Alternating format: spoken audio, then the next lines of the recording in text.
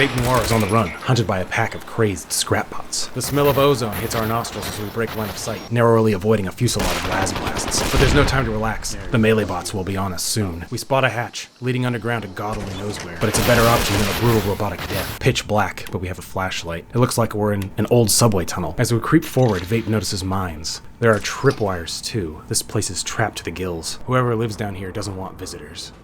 The Metro Village. Before too long, we've arrived at the Metro Village. The village is a 3-track subway station, a huge space. The people down here built their village out of wood, and they have a tavern, a doctor, and an armory. They're doing pretty well for themselves, or so it would seem, better than most in Boston. They even have agriculture and animal husbandry. The gate guard tells us that if we want to stay, we have to work. He tells us to find Dimitri. He's the mayor around these parts. Mayor Dimitri. Vape goes to meet with Mayor Dimitri, and he explains the situation. Deep below the Metro Village, there lay a pre-war government facility, simply referred to as D6. D6 was a research and development facility, and has become the source of the village's prosperity. They send adventurers, called stalkers, down there to hunt relics and scrap. But now, for vague reasons, the facility is compromised. There are very dangerous monsters, and even some rogue humans down there. Dimitri doesn't seem overly alarmed, though. His tone remains completely even. He gives us a key and asks us to go down there and help clear out the old facility. We head over in that direction. Adventure awaits.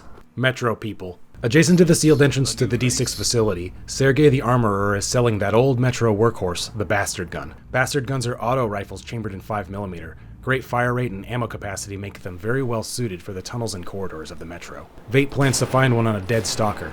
At the moment, we are asset rich and cash poor. On our way to the elevator that will drop us into D6 and the hell of the Metro, we run into one more character, Artyom. Artyom is a veteran stalker, and he tells us about the anomalies down in the tunnels. Strange phenomena that create weird artifacts. Sounds lucrative, thinks Vape Noir. Artyom tells us that the western part of the tunnels are safer than the east, and that's where rookie stalkers like us should get our feet wet. Living quarters. After briefly exploring the dungeon foyer, we find an entrance into the residential area, as well as a door labeled D6 North. The residential area is one of the spots that Dimitri asked us to clear out for his scavs.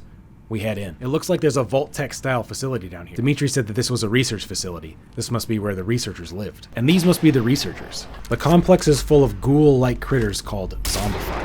They seem to be much less perceptive than regular ghouls, perhaps as a consequence of living in the umbral shadows of the tunnels. However, they're hyper-durable, and Vape cannot hope to fight them in melee combat and live. They're definitely tuned for a high-level vanilla character, but with careful shot placement, we can take them out. We fight our way through to the kitchen, but the door to the atrium is impassable. Vape must clamber up a stack of boxes to the second floor. Carefully, Vape scans the inky darkness. We can hear them moving around somewhere. Suddenly, a gang of them shuffles into view, led by a colossal glowing one. Vape wastes no time in blowing through fire bottles and retreating back to his previous safe firing position, where we toss another frag out, for good measure. Coughing through the smoke and the burnt flesh, Vape pushes back into the breach. These zombies might not be perceptive, but they are pretty smart. The big guy retreated, but we can see his blood. He's wounded. Vape circles the back of the room. The big glowing boy shuffles around, but Vape wangs him in the dome with the Birdman before he can kill charge us. Before his body can hit the floor, our quest log updates. The residential area cleared. It seems that this will be the formula for this mod. We must eliminate the boss in each zone to clear it.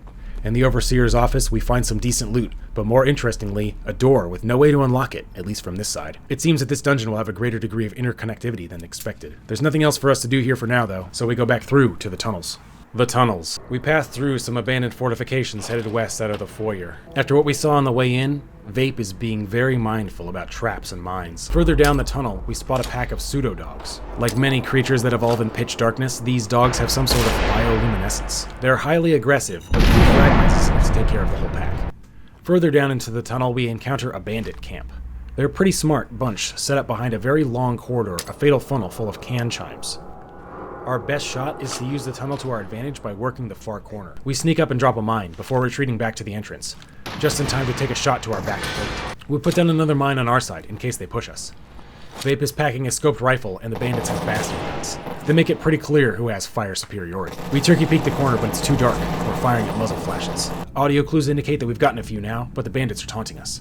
They think we've run off, but for a big man, Vape Noir is very stealthy. We creep forward again and grab our mines. Closer up, we can see that we've gotten 4 of them, but we can hear at least 1 more. He patrols by, and we throw a mine and fire a shot and run down the tunnel. Boom, we get him off screen. Turns out this guy was their chief. He called himself Bourbon. One wonders how these guys got down here, if not through the village. And if they were stalkers, why did they betray Dimitri? These questions are never answered. Ghosts in the tunnel. As Vape exits through the other side of the bandit tunnel, we behold the strangest sight. Pre-war people walking around in a fully functional subway tunnel. But before we can get too close, the lights and people all pop out of existence. Ghosts, bro. Just the lantern of one old stalker remains. The only chill stalker we're gonna see down here. Khan. Old Khan confirms that they are indeed ghosts. And he tells us there are caves full of strange creatures beyond the collapsed tunnel. Lots of the doors in this old facility are rusted or sealed or otherwise blocked off. It will probably take Dimitri's people generations to fully exploit this facility. We find the entrance to the caves that Khan was talking about, but decide to explore the tunnels around us a bit more before we go in. We run into a few packs of creatures, more pseudo-dogs, and upstatted mole-rats called murderers. The bastard gun gets a chance to prove itself as the beasts team up and push us into a few corners. Vape is bitten from more, but we manage to blast our way through the last of them and perform a life-saving surgery thanks to the huge drum mag and fast fire rate. So we have a license to spray liberally. We traverse deeper into the metro. A glint in the light and we spray it down. It seems there really are ghosts in these tunnels. What have we gotten ourselves into? Beyond this tunnel is a zone transition to D6 North, so it seems like the dungeon loops on itself. D6 North. There's a tripwire and a grenade bouquet that are pretty easy to spot.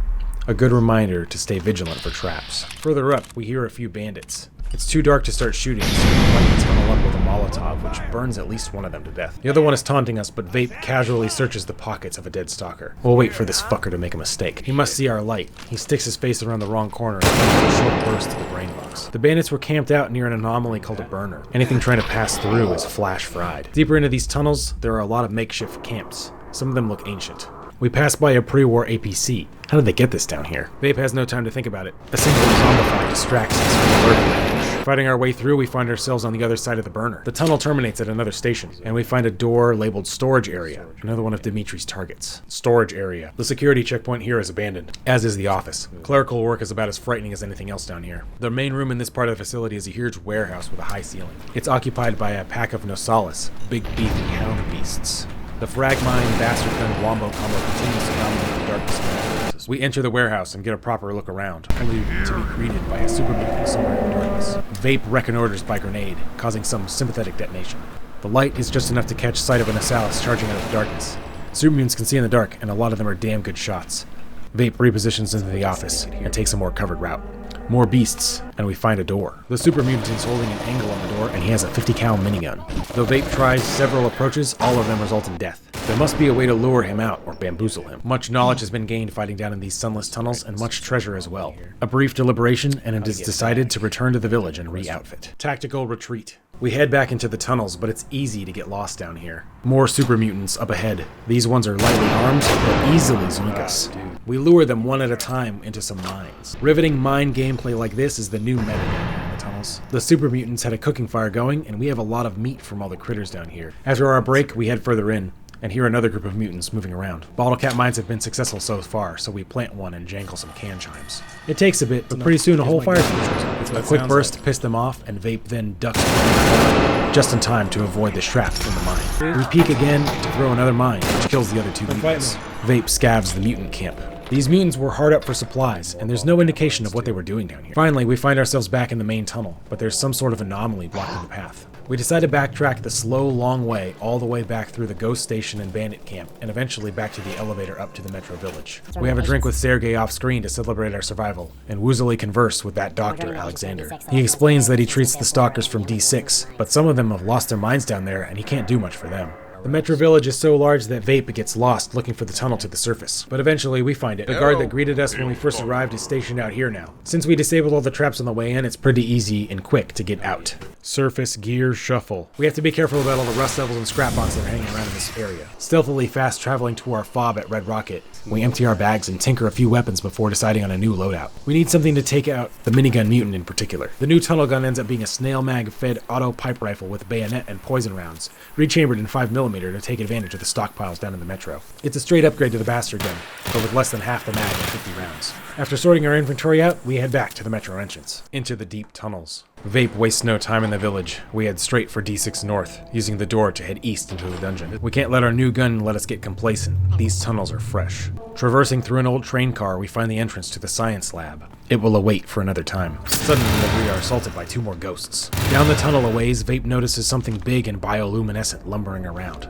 We deploy a few sets of poison caltrops in case it rushes us, and open fire with the tunnel gun. Unbeknownst to us until we push up, there's a fence in the way and the creature seems to have retreated. In fact, it was laying in ambush. We need to catch it, drive it back into the tunnels. The poison bullets must have done a number on it by now, so we push ahead. And indeed they did. The beast, called the Librarian, is slumped over, dead. We yank a trophy from its corpse.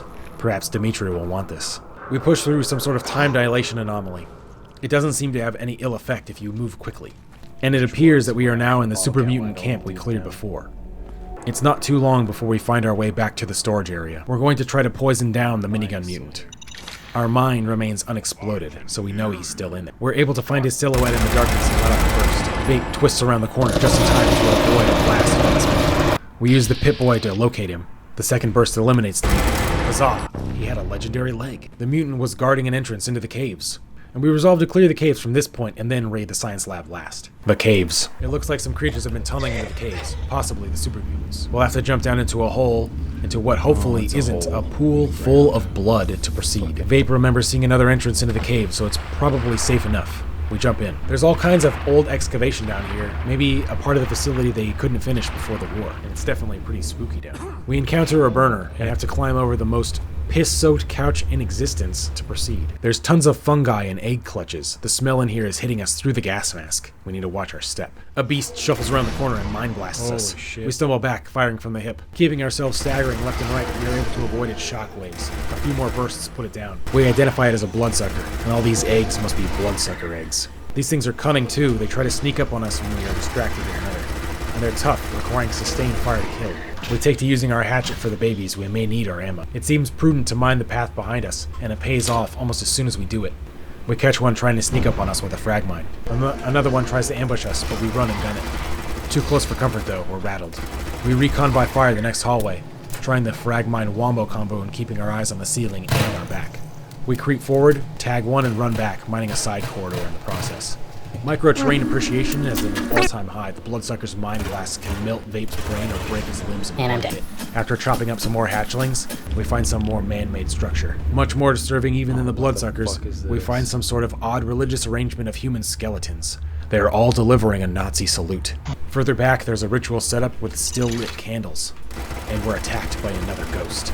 Exhausted from fighting in these tunnels and caves, and more than a little curious, Vape decides to sleep in the bed. Nothing happens, but surely it was a foolish idea. Maybe this place does affect men's minds. After exploding a few more bloodsuckers, we find another fork in the road, and the boss of this zone, a Mirelurk queen. She eats most of our explosives and hundreds of rounds of ammo, but eventually we slay her. We find our way down into the residential area. The locked door in the Overseer's office led into the caves. We're conveniently close to the elevator to the Metro Village and the door to D6 North. And there's only one area left to clear, but as we will soon see, it's extremely dangerous. The lab. Vape enters the facility. It's dead quiet. We give the area a hasty search. There's a lone functional terminal locked down, same as the right door. The door to the left leads further in. Vape is spooked by a calamitous noise as some sort of automated defense comes online in a nearby room. We sneak up to the corner and take a peek. Some sparks and lights indicate some Guardian bots. This turns out to be 4 Assaultrons. These 4 Assaultrons killed Vape Noir over and over again. There was no combination of mines and gunfire that we could get to work. The mines would sometimes destroy their legs, but they will crawl after you and use their face lasers. Even when it was not possible to kill them with our pipe rifle, the resulting explosion would also kill Vape Noir. We even Thanos snapped them out of existence to see if we're missing something obvious, but nope, we're just supposed to kill them. For the record, this is not the fault of the Metro, but rather a circumstance of my load order. Nevertheless, we are forced to retreat and rearm or think of some other strategy. Revenge on the lab. We try a few of our other guns, but down here, the lab will not be swayed by half measures. We stealth up to the little intersection and throw a few mines. One of the Trons notices us, but luckily we have a rocket launcher to hand. Time for a tactical retreat. We hear the minefield explode, covering our retreat, and another one goes off. We swap over to the Super Mutant's minigun. We have a full drum for this thing. After they fail to assault, we decide to push again. We lead with a grenade and push to the far side of the room, up the stairs. The minigun shreds their armor, and their power sources explode, turning them into scrap heaps. We explore the facility. Definitely some sort of fabrication going on down here. Looks like folks met a bad death, too. The way forward is locked behind a master terminal. Vape thoroughly searches the decaying facility, but finds no password or alternate route into the reactor. Looks like we'll have to hack it. Within the reactor room is the password to the main terminal upstairs. We take stock of our heavy ordnance. 1 rocket and a few mines, about 350 cal rounds. Should be enough for a sentry bot. The main terminal has a single command: open door. We only have a few seconds to get into position, and the sentry bot is in view. Vape lets loose the rocket, then throws a grenade under fire before scurrying back into the control room. We grab out the minigun and pre-fire through the steel door. The sentry bot has taken a mine now, and in the split second it takes for its sensors to acquire us, we're able to put a few dozen rounds through its chassis. It self-destructs, nearly killing us. Dimitri is going to like this story. With the final boss defeated, our quest is completed, so we will be returning to him soon. In the back of the science lab, we find a room set up for interrogation, with quite a bit stashed in it, including a Gauss rifle. There's a door here that leads to a ruined balcony in the storage area. Hero of the Metro. We return to Dimitri, triumphant. We have cleared out and made safe for any stalker all 4 sections of the old D6 facility, guaranteeing prosperous scavenging for future generations. Dimitri is shocked that we are alive and that we did what he wanted. He gives us bullets, vodka, and caps as a reward. In addition, we are now part of the Metro Village community. That's right, y'all, we get a player home. The player home was very nice, and it was a shame that we didn't get to use it as our base while we were exploring D6. There's also no hatch to the surface or anything like that inside, meaning this is a 4 loading screen player home. What a pity. Review. Shout out to Wigwam for this excellent mod, which was last updated in 2018. Shout out to Manaman303 for the silent voice patch. Overall, I thought this mod was great. The plot was simple, but well suited for what the mod author wanted to do. The themes from Stalker and Metro 2033 came across very well in the dungeon design, and many sections were genuinely creepy and unnerving. The dungeon was claustrophobic and full of interesting gameplay opportunities. I have never used mines so much in a dungeon. The clutter and set dressing, as well as trap placement, was excellent. The Bastard gun, though simple, was also an excellent addition. Renaming the enemy types felt unnecessary for me. I know it would be a lot to ask for custom models, but that would have been incredible. The ghosts were custom and they were awesome. The dungeon seemed to have a lot of interconnectivity, but it was hard to do anything with it besides enter dungeons from a strange angle. I'm pretty sure my jump height is modded, so this might be different if you play this mod. Maybe try it with a jetpack. Overall, the Metro is a fantastic combat mod with excellent atmospheric storytelling. Will you survive the Metro?